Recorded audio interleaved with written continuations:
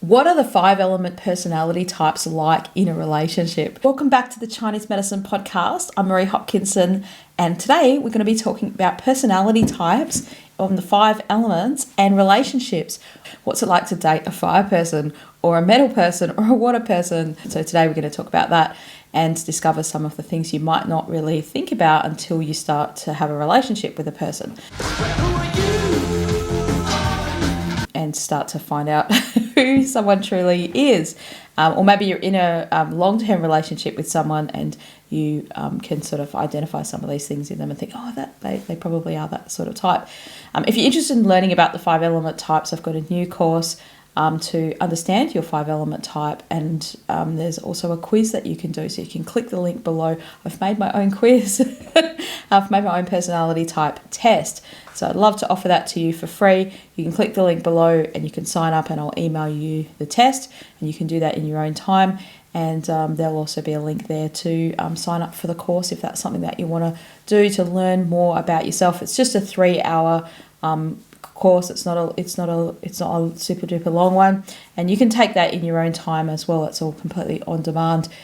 So let's talk about these different types. So firstly, the fire type. I want to talk about that first. So a fire type is the most likely type to be interested in the sexual side of things. Sexy time.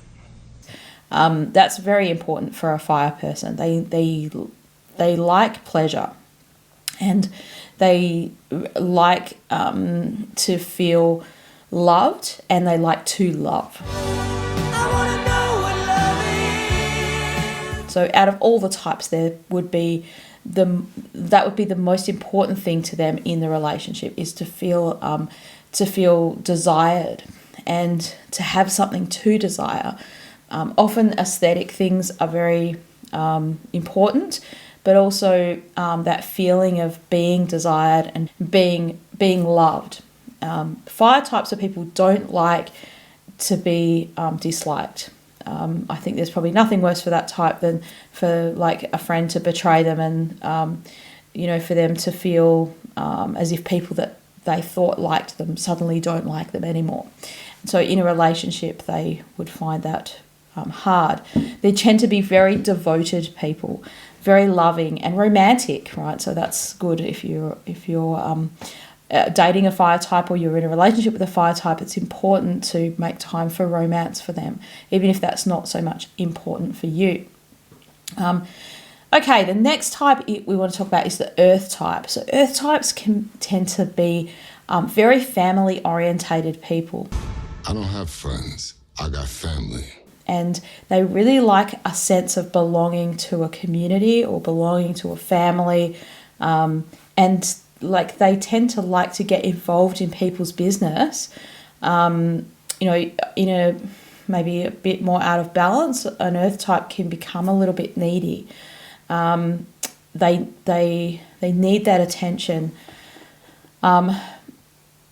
And if they're not getting that, then they could become needy, right? But they like to be the homemaker. They like to be a peacemaker. So they're probably in a relationship going to make the home a really lovely place to come. And if it wasn't a lovely place for them to come into, they wouldn't feel comfortable. They wouldn't feel it would be quite distressing. That wouldn't be something that they could put off.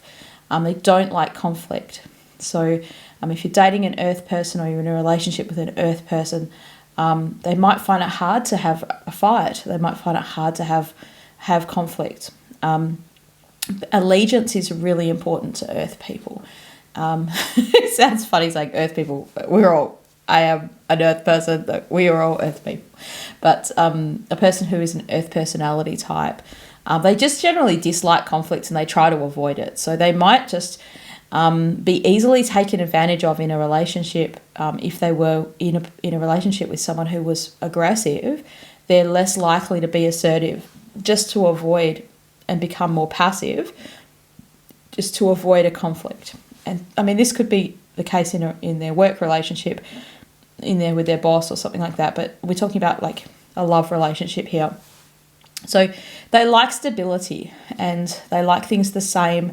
They're not probably going to like a surprise trip that they don't know, they haven't had time to plan or think about. But they do appreciate that stability. And if they've had a good experience somewhere else, at a different time, in a different holiday, they'd probably appreciate another, shot at doing the same kind of thing again. Like, they like that. And they're very good at remembering things. So these are the sorts of people in a relationship that might actually, remember the good things and the bad things. Remember, keep a keen remembrance of all the things that has happened to them and that sort of stuff. So that's important, right? So they like to feel secure in a relationship. They wouldn't like to feel threatened that a person might cheat on them or might abandon them. They need that security, and they like security. Okay, let's talk about wood people. So wood people in relationships, wood people tend to be quite bold and assertive people. And they could be the domineering type of person if they were especially not met with another assertive kind of type, or a person that was out of balance and they weren't able to be assertive. They can generally see potential in things, so they might they might see value in a potential partner that potential partner might not see their own value in. That could be part of it. They like to get accolades and be respected, and they put in a lot of hard work, usually wood types of people, and they like to be acknowledged for that work in some way. So if you're dating a wood type of person, and they're putting in that work with you, or even the work in their job, it's nice to acknowledge that with them. That would go a long way. They would probably feel, that Johnny, whoever's dating me or whatever, is noticing that I'm putting in all this work. Sometimes they feel unrewarded in their own place of business where they do what they do. Wood people can be quite direct, and they might find it hard to have relationships actually, because they might find it, especially being a younger wood person that might be a bit rough around the edges. They might be a bit dismissive or a bit too hard on other people, and they can actually get along. Well, they're one of the types that can be quite satisfied to just go about their business by themselves. They can be, they can last, being alone or being by themselves. That's not necessarily. It's not all wood people are alone, but they can. So they don't need other people necessarily to sort of support them or have a relationship to feel they can draw their satisfaction in life from other things. They can sometimes be dismissed as being very intense, and maybe that people might think potential partners might think, they won't have enough time for me because they can seem to be very busy. But if a person came along, they might make time for them. It doesn't necessarily mean that they wouldn't have time for them. So that can sometimes lead to them being alone, because they often go off on their own creative pursuits and their own things, and they'll spend a lot of time on those things. Wood people need space to do their own stuff, so they don't like to be smothered in a relationship. Whereas fire people tend to like a lot of connection, and they might be the smotherer in terms of that it doesn't bother them that they're with their partner all the time.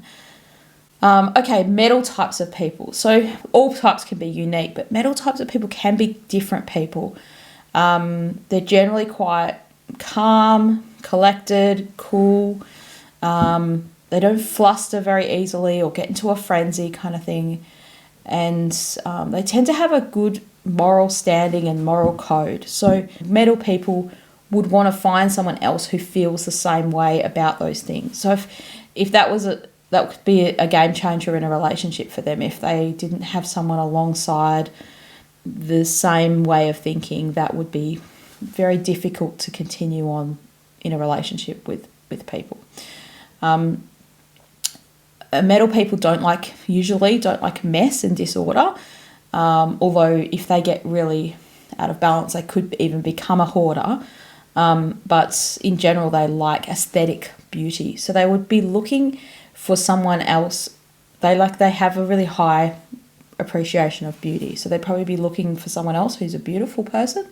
Not that they couldn't date or go with someone who's not a beautiful person, but that's kind of important, that aesthetic beauty, and maybe what they see as beauty, what they appreciate as beauty is really important to them. So it might be that, that person's not so, well, they could be aesthetically beautiful as well, but it might be that they really appreciate this person's moral beauty or something that is there, right?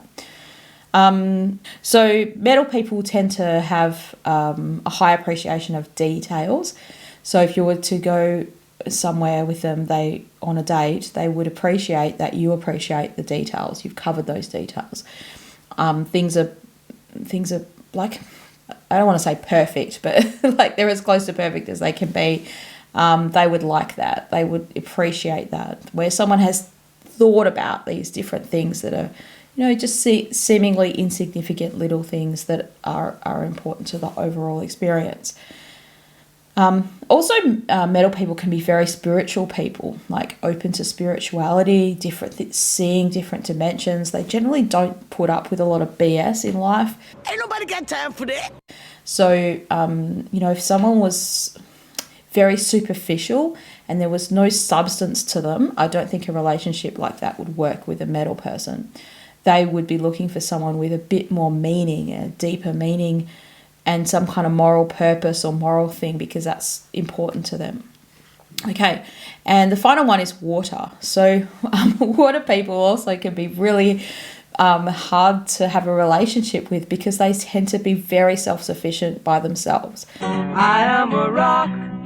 I am an eye. So, they are a resource within their own self, and they can kind of get on quite well in life. I'm not saying they are completely happy, but they can get along quite well in life without another person in there. And often they can see another person in there as just another difficult thing to deal with. Why should I bother with that, right? So they have a very strong imagination, and they're also very connected to their feelings, and so they can be very aware that they might get easily hurt in a relationship with someone who just isn't on the same page as them, and that would be a lot of wasted time.